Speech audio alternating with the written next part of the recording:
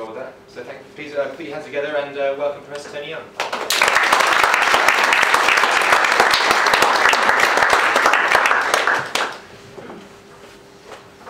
Sorry, thanks very much, Cameron. That's very kind of you. I'm not quite sure I deserve such an introduction. Is there a clicker somewhere? I just have to manually. Yeah, I think just the mouse, unfortunately. Is it? That's fine. Hi. When I get to time limit, just stop me, okay? I'll carry on. I'll carry on talking. So I'm Tony Young. I'm a urologist.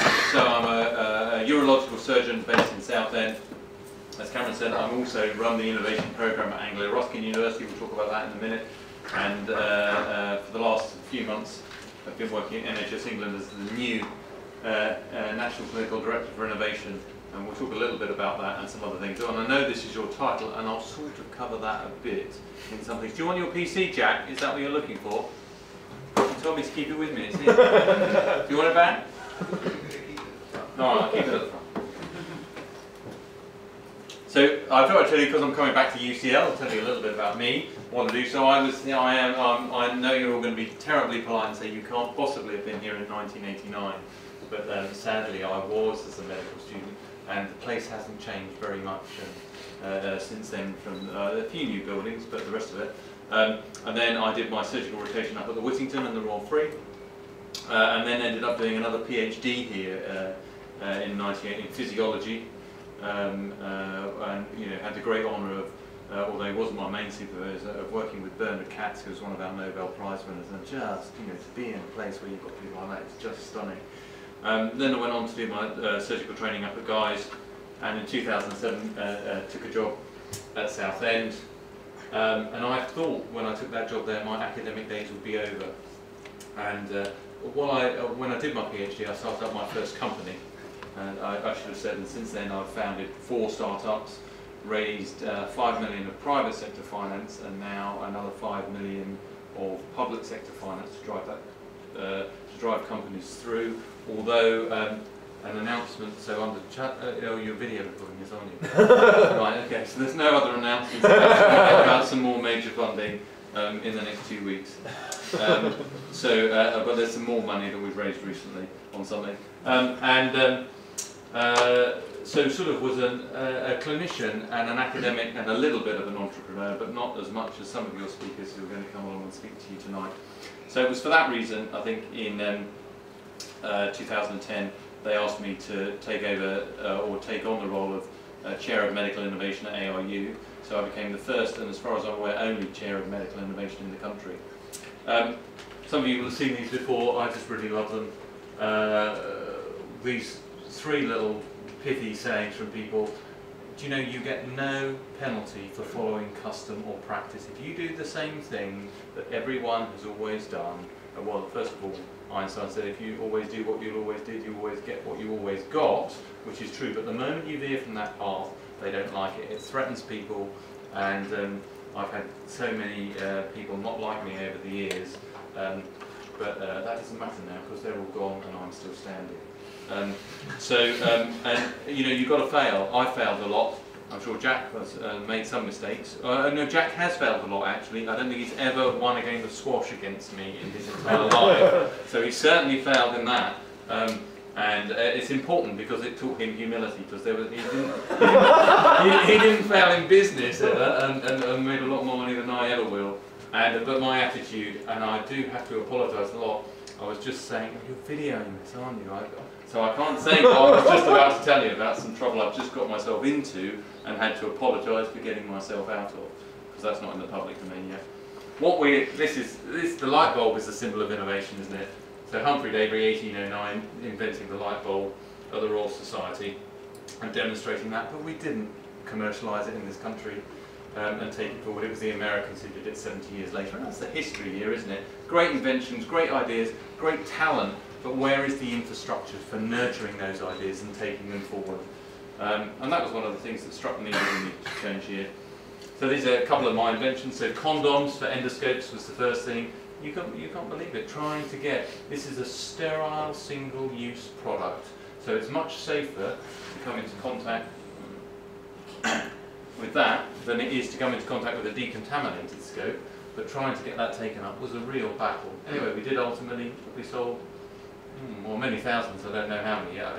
I'm not involved with the company anymore, I've sold on and moved on from that. But it taught me a lot about the commercial process. And no, I worked at this great university, they didn't help me, or couldn't help me. The NHS wouldn't help me or couldn't help me. The banks and the venture capitalists wouldn't help me. So, you know, as a junior doctor, I had a house and we remortgaged it. And nothing makes you carry on more than putting some skin in the game of that. Like my wife and children wouldn't have somewhere to live if the business didn't succeed.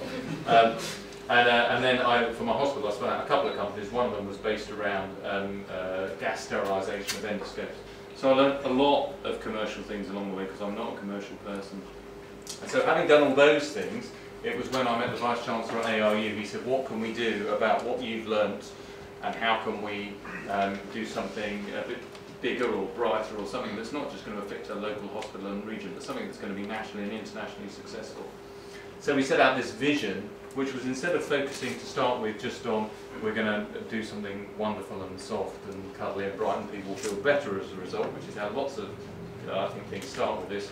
We said actually what we want to do is transform the medical technology business sector in our country and grow it, and through delivering that economic growth, what we will do is products will become sustainable and successful, and then they'll be available for our patients. We're quite happy to buy them. So it wasn't a bad thing actually to focus on delivering economic growth and things, to deliver advances in patient care. So when I started 5 years ago, well, it wasn't just me who had some ideas. All these people wanted to innovate better. They all wanted to do something that would make a difference. And I think pretty much we've covered all groups there. So how could we make it and deliver it better? So we came up with this idea for the MedTech campus, which would bring everything to, you take your idea and you go there and we can make it happen. It would grow the UK MedTech sector, it would become one of the world's largest health innovation spaces and establish the UK as a global MedTech centre. What would it look like when it was up and running? Well, we'd have a whole suite of smart business services, so you could come along and give you business support, professional service. We can connect you with all the right academics, the right clinicians, the right industry people, the right funders, the right customers who will buy your products from you, and we give you a whole lot of access to funding. Proof of concept fund, where we can give you £10,000 of in-kind support, in an ERDF fund, €5 million Euro fund, where we can give grants of £70,000+, angel investments funds, and we're putting that together at the moment. We're looking to have a conversation with a number of VCs now to get them to work with us for follow-on. The Smart Learning Accelerator is a project about seeing those things in life. Why is it that despite all this technology we've got around us at the moment, it's not actually impacting on clinical care? And you know, everyone's got smartphones and everyone talks about it, but actually how many pathways have been disrupted by mobile health that's out there regularly in our communities? And in some places in the United States it's starting to happen, but over here it's just not. So there are a number of key projects. We're working on that. They're all on the MedTech Campus website if you want to look at them. But the physical side of the MedTech Campus I'm a full-time surgeon account, I'm going to have to go and find 120 acres of land, build out nearly 2 million square feet of space, raise £500 million, be the biggest single job creation project probably in England, and it will turn over 1.2 billion. Now it's impossible to do. It's, you know, I can't do that. So I was born in the county of Essex and an Essex boy, and then I came to University College London Medical School. So how am I going to create something that could potentially change the world? Because I want to change everyone's healthcare on the world. It's not possible, it's never been done before. Well, do you know, 150 years ago there was an Essex boy who went to University College London Medical School, and he changed everyone's health on the planet. So some of you will recognise Joseph Lister, who discovered antisepsis. Now I'm not in the same ballpark as Lister, let's be quite clear, but I have come from very humble origins, and you can be from anywhere, and you can go to whatever medical school you want, and you know you can change everyone's healthcare on the planet. So the aim of my life, or my professional career in medicine, is that's what I want to leave. I don't want to be the richest man in the graveyard, I want to be the happiest one in the graveyard. So don't be limited with your vision. You know, why just think global? You can do anything that you really want to do. And you know, I've been over to the States recently, spent a week with one of your lovely speakers who's on afterwards. And you know, the view over there is anything's possible. Anything's a great idea. They don't dismiss anything, and they celebrate the most little things, and we just don't do that here. And that's why events like this are so great, and we should do it. Very quick background to NHS England. It's big. It's the biggest single healthcare system on the planet. 150 billion budget. The key stats I didn't know until I recently started there was we see 1 million patients every 36 hours in the NHS. Wow, there is no other single healthcare system on the planet that does that. So if you need a system to take an innovation or a great idea forward, where better? The biggest one on the planet. 75 million outpatients, 15 million inpatients a year seen in the NHS. National clinical directors, which I'm one, there are 27 now. The aim is really, most of them before me were set as cancer or stroke, and they are real experts. It's very humbling to be in a room with all these guys actually, because I'm looking out and going, I know you, and I've heard of you before, and they are leaders in their fields, and they provide clinical advice to the NHS England board, as well as leadership, and sort of set the bar for which the aspiration for which people should try and reach, and help support things. What's my role, and what do I want to do? Well, I want some of that American can-do approach here, and I want to make it a straightforward place to do business. Now that is not easy. And there are lots of things we need to do and change and take forward, but I'm not going to give up, and I can't do it on my own, and we need partners to do that. I want to take it forward. We're going to do some new things in innovation and look how we can just take the barriers away from you, learn some of what they've done in the United States, and take that forward. Now they have some great education and training programs over there. I was over in Stanford 2 weeks ago and saw their biodesign program. This is a fantastic program. If you're interested in medical technology, you get a fully funded salary. It's about $40,000 for a year. They put you into Stanford Hospital with an engineer for 3 months. You go around and identify the top 200 problems. You filter them down to your sort of top 10, and then work on them to take 3 forward at scale. And by the end of the year, you started up as a company one of those 3 ideas, and they pay for you to do it. And it's a global competition. Anyone can apply for it. And I think, why was a junior doctor starting again? Do you know, I might just apply to that Stanford biodesign program and see what happens. But why shouldn't we have some things over here in the NHS that do that? So I'm looking to see if we can work with Stanford to try and do some things like that here. So there are a whole lots of things I want to do. I want to focus on economic growth, so we can actually get why is it fine in America to start for a junior doctor to start a company up and they'd be celebrated, and over here it's frowned upon? I don't want that. I want to say, if you want to start up a company, let me know about it, tell me about it, and I'll try and help you and promote it and celebrate it and take it forward, because that's what we should be doing. Procurement is terrible. As an SME, which is a small to medium enterprise in this country, you just can't buy or sell things into the NHS. It is almost impossible because you're too risky for us to buy from. So, and that's where the centre can come in, because if we can change some of the policies around that and make them more favourable to engage with SMEs, I think that would be very helpful. And we need to look at our intellectual property policy, which is one of the things I'm reviewing at the moment. So 3 big things that I think are really good about the NHS and we don't celebrate well enough: the whole system demonstrator program and the 100,000 genomes in our data. The whole system demonstrator was the largest ever telehealth trial that we funded that's ever been done. 6,000 patients across urban, suburban and rural populations, and it had some pretty impressive outcomes at the end. Reduced mortality, emergency admissions and bed days, but still hasn't been taken up. And one of the key reasons it worked out when the academics went back and looked at it was all these people ended up more socially isolated. We gave them technology, but we took away the people that would go and see them and take it forward. And if you socially isolate people, they're going to go back to their old ways and using this interaction. So I think there are some real lessons we can learn there for that. Genomics England and the Clinical Practice Research Data Link set up. Genomics England is amazing. We are going to be the first country to sequence 100,000 genomes. I think there's about 130 million been set aside by the government to do the sequencing and the analytics that come with that. But then also we're pulling together the databases through CPRD at the moment. Now we have patient data going back sometimes 2 decades, sometimes more, in audits and electronic records that we have. So if we can bring the power of the data we already have to discovering you know, the genomics of people with cancer, people with inherited diseases, and then some controls, we can really apply that now rather than waiting 10 or 20 years to see what those results are. So we can do some very powerful things in this country. This is one of Jack's little companies, Centarian, who are, I'm sure he'll tell you about them a great deal, but I think they're right at the cutting edge of what is going on in live sensor data. So I was talking to, is it Ben? I remember, yeah, there we are. So young Ben earlier, who's developed an app for respiratory monitoring on your mobile phone. And I said, you need to go and speak to Jack because he knows everything that's going on in sensor technology, and I don't. So their company, I think, is fantastic. I first really came across it a bit over a year ago now. And they're doing threshold tracking of health issues from sensors, and as far as I'm aware, they're the first company to do that sort of thing. So we're rolling out a project with them with my academic hat on. This is in Southend, and we're going to look at falls risk analysis. So we've had 200 more hip fractures a year coming into our local hospital than normal. Why has that happened?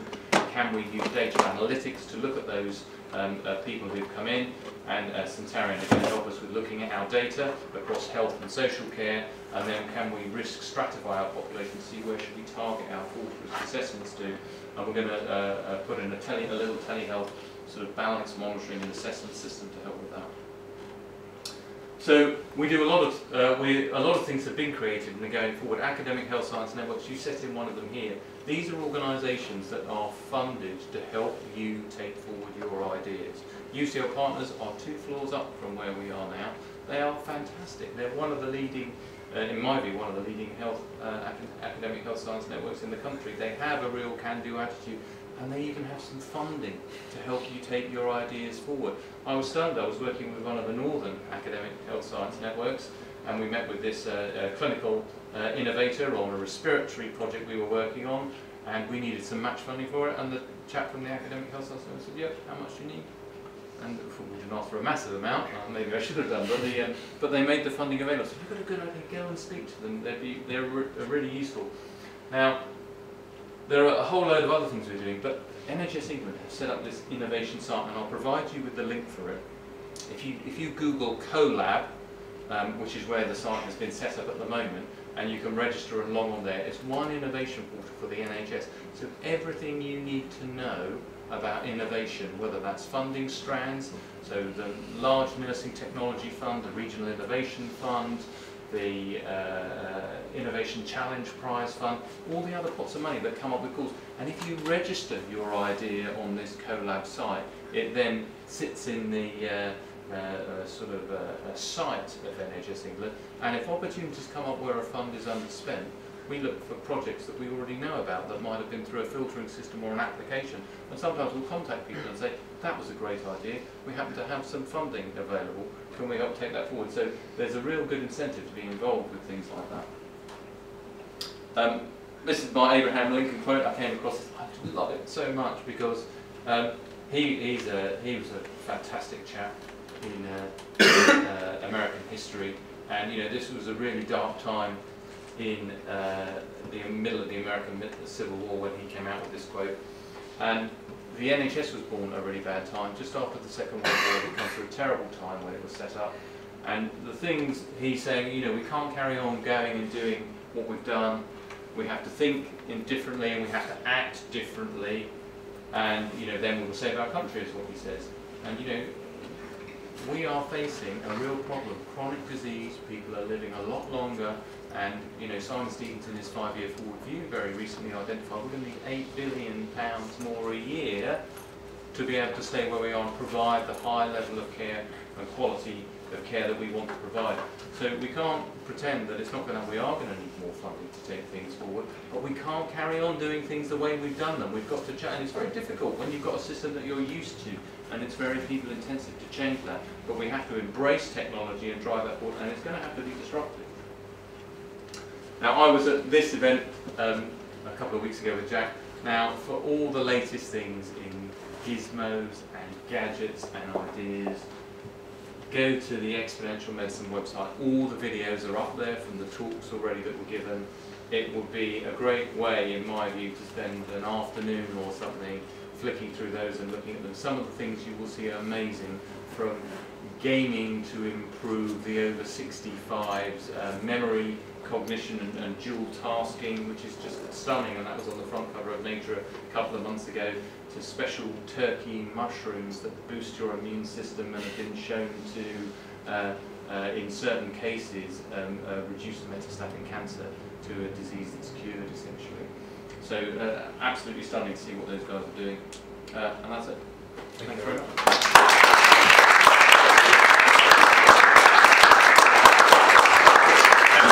Before you go, just while we set the next talk, we do have time for just a couple of quick questions. Anyone want to ask Tony? Yes. Was it the whole WSD or WGS? What is Whole that? system demonstration. Yes. It was just a big randomised controlled trial looking at telehealth. So people had kits put in their home that would monitor their pulse, their respiratory, their oxygen saturation, their respiratory rate and such things, and then they looked at randomising that.